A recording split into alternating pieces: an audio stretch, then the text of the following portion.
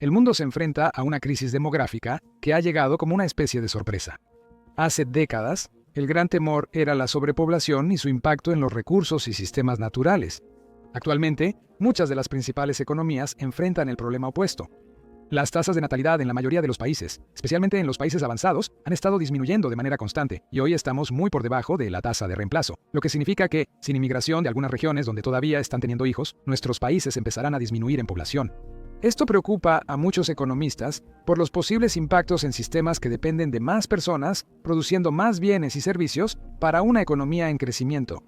La preocupación se ha vuelto tan grave que muchos gobiernos en todo el mundo ahora están considerando o incluso experimentando activamente con simplemente pagarle a la gente para que tenga hijos como una forma de revertir o al menos ralentizar este problema.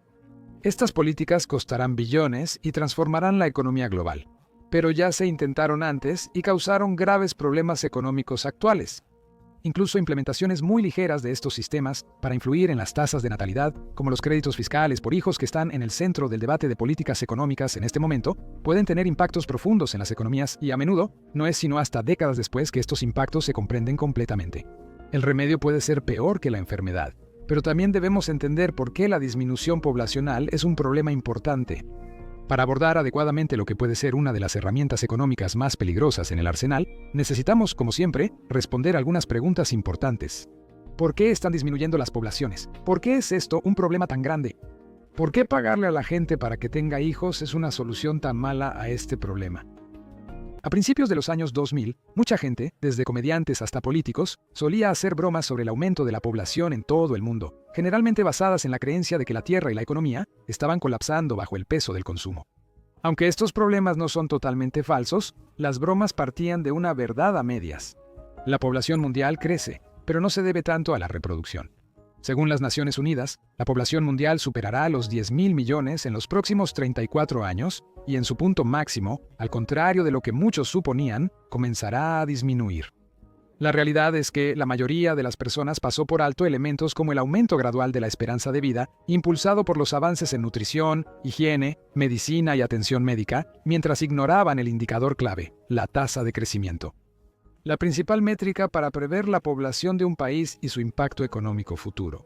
El crecimiento poblacional solo alcanzó su récord del 2% anual en la década de 1960. Ahora es menos del 1%, y analistas prevén que bajará a menos de 0.1% en menos de un siglo. Hay dos factores principales que han hecho que incluso la persona promedio comience a prestar atención a estas puñices cifras: el envejecimiento de la población y la baja fertilidad. El último es el más fácil de influir sin tomar medidas drásticas. Pocos países reciben mucha atención por el envejecimiento poblacional. Esta es una preocupación generalizada, y muchos países están solo unos puntos porcentuales detrás de los que están en el foco. En 2022, se indicó que la población de 65 años o más crece mucho más rápido que los grupos jóvenes, aumentando del 10% al 16% mundial en 25 años. Las personas de 65 años o más serán el doble de comunes que los niños menores de 5 años. Envejecer como población no siempre es un problema. Que más personas lleguen a envejecer es, sin duda, uno de los resultados más valiosos que una economía puede producir. Además, esto abre las puertas a que una nueva fuerza laboral tome el relevo, con la energía para realizar tareas físicas difíciles y las ideas frescas que surgen de los avances en educación, apoyadas en gran medida por una gran población de personas mayores con décadas de experiencia técnica y la buena experiencia de vida tradicional. Esta transferencia solo funciona si hay suficientes personas para asumir la carga de trabajo anterior. Y esto es lo que hace que la desaceleración de la tasa de crecimiento sea tan preocupante. Para mantener la estabilidad, cada mujer necesitaría tener un promedio de un poco más de 2 hijos para compensar la mortalidad temprana, que afortunadamente es baja en las economías avanzadas hoy en día y está disminuyendo rápidamente en todo el mundo, pero aún existe. Así que normalmente se considera que entre 2,1 y 2,3 nacimientos por mujer es la tasa de reemplazo.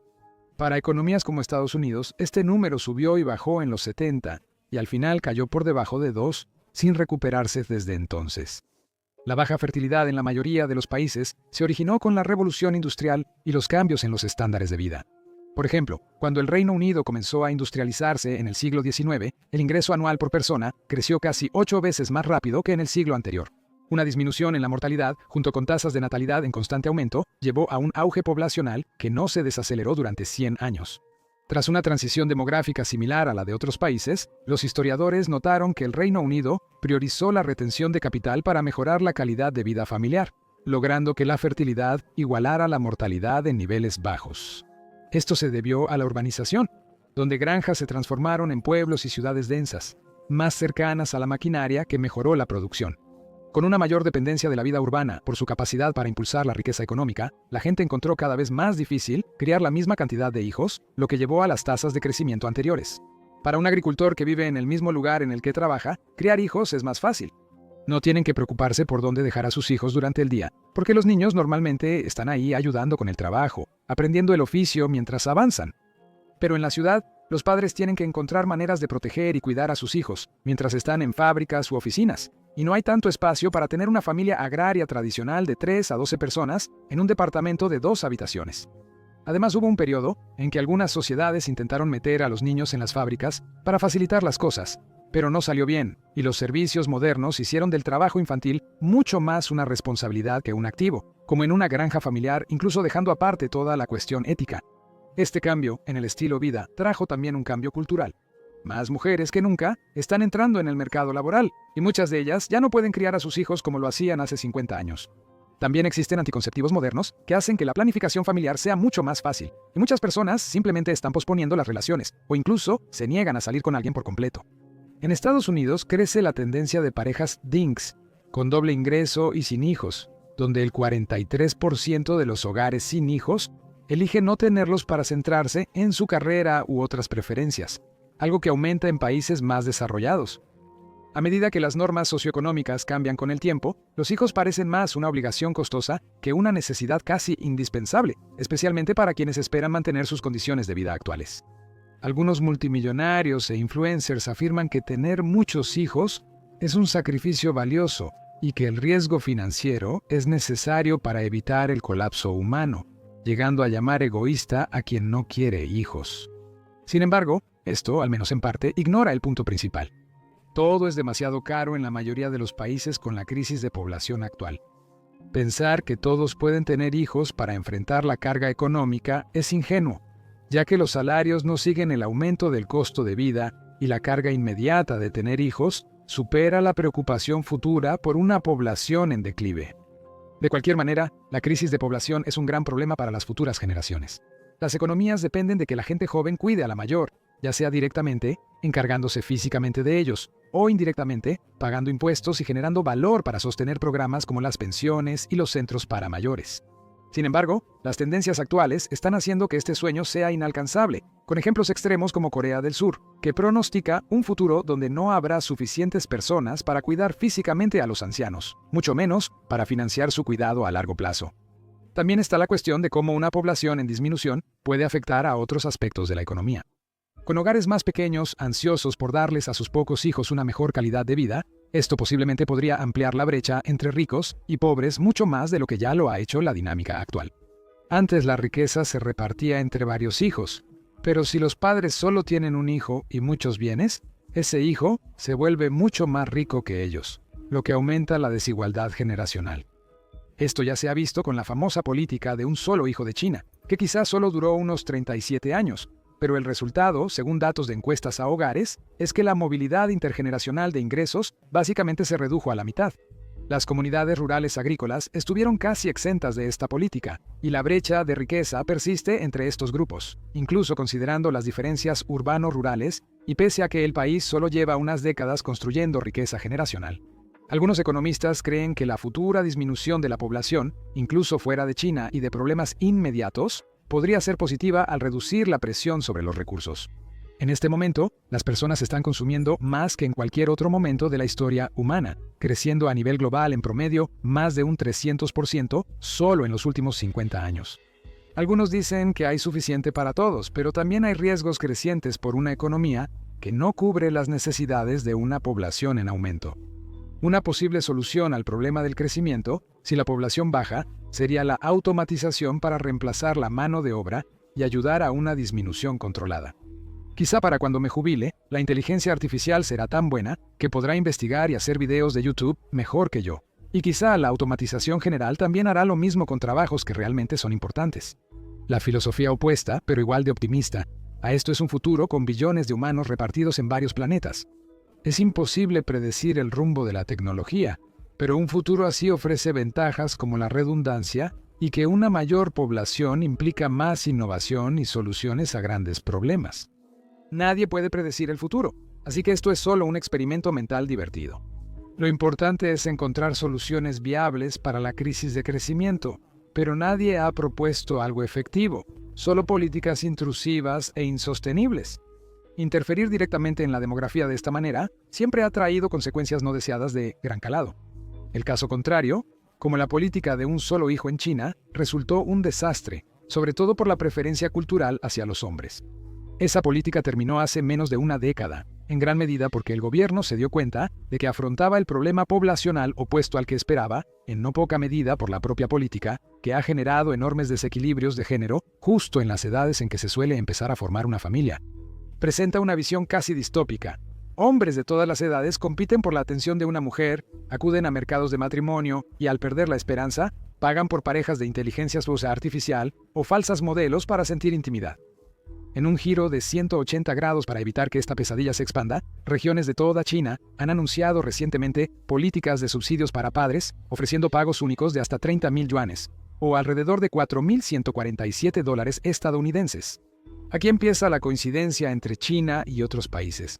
La idea de que el gobierno simplemente puede arrojar dinero al problema, algo que los observadores han descubierto que es muy ingenua.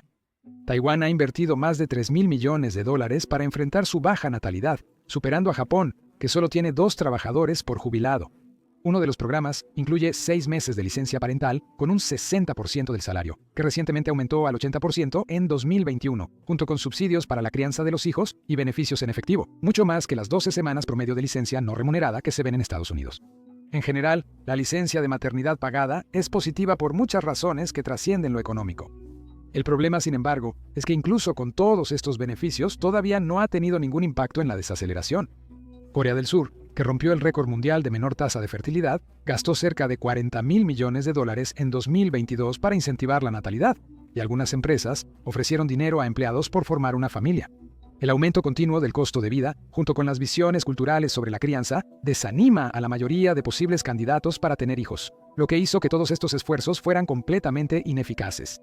También se habla de que algunos gobiernos barajan introducir un gran cheque bebé, a menudo muy por encima de lo que ya pagan muchos países, o incluso, más controvertido aún, un impuesto en caso de no tener hijos.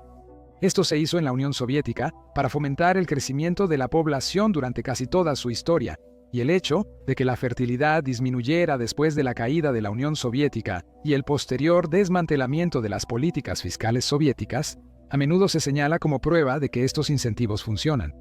La idea es que quienes crían una familia hacen sacrificios por el país, y sus compañeros sin hijos también deberían hacerlo, aunque de forma distinta.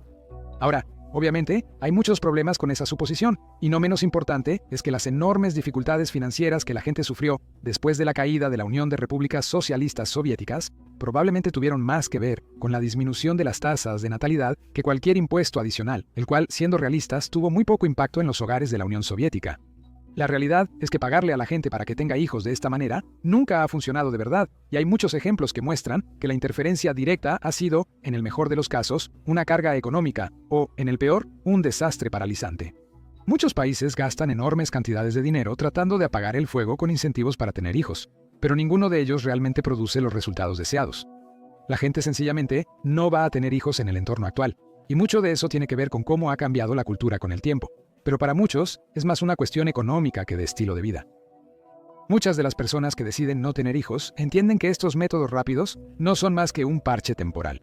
Solo fomenta iniciar una familia, no mantenerla, pero hay cosas que se pueden hacer. En lugares como Estados Unidos, criar a un hijo hasta la adultez temprana cuesta alrededor de $250,000, o casi $500,000 si los padres quieren enviarlo a la universidad pagando de su propio bolsillo. El dinero sería más útil eliminando barreras como la vivienda costosa, el cuidado infantil y los gastos de parto.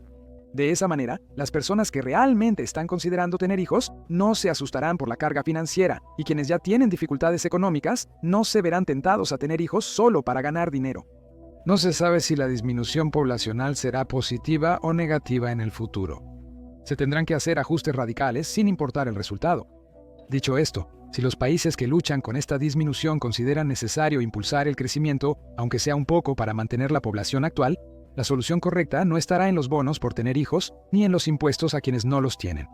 En lugar de ayudar artificialmente a las personas a superar los obstáculos financieros reales de tener hijos en una economía moderna, es mucho más productivo simplemente abordar esos obstáculos. Ahora bien, hemos mencionado mucho a Corea del Sur en este video porque es el país que va a experimentar primero los efectos reales de este aprieto demográfico, ya que hoy lidera este problema. No hace falta decir que muchos economistas lo están observando muy de cerca con nerviosismo. Hicimos un video sobre los impactos en esa economía. Ahora puedes hacer clic en él en tu pantalla. Gracias por vernos. Hasta pronto.